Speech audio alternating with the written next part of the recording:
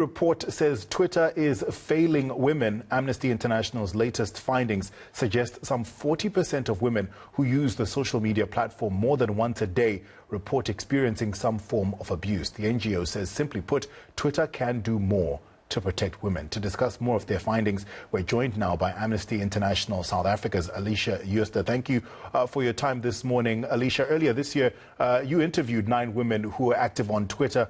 What are some of their experiences?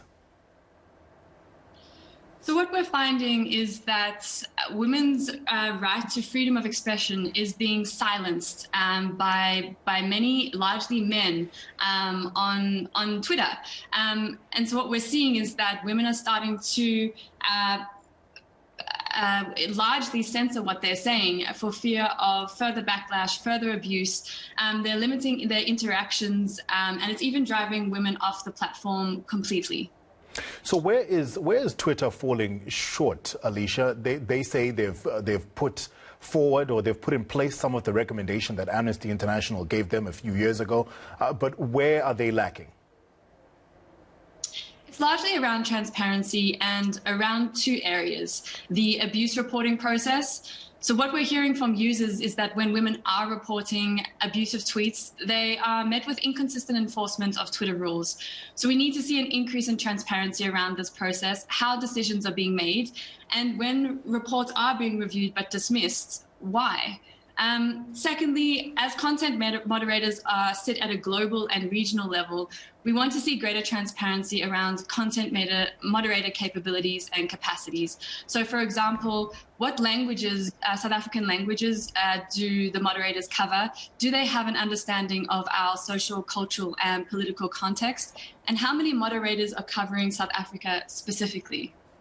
Alicia, I have friends who've said, listen, the abuse is way too much on Twitter. I'm getting off this platform totally. Why is it important for Twitter to solve the abuse problem instead of the alternative, which is women just saying, well, I'm just not going to bother?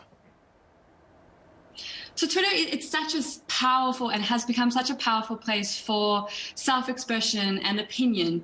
So in many ways, it's become a public space like you would engage with offline.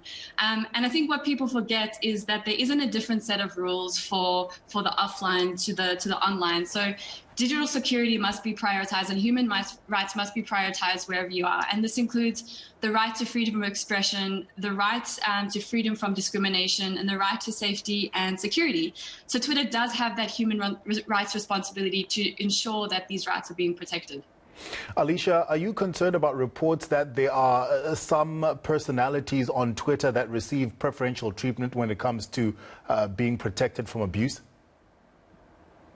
Definitely. I mean, you know, as I mentioned, human rights, everyone's human rights should be protected, no matter who you are, where you're from. There should not be preferential treatments for how Twitter and largely social media companies are dealing with abuse online.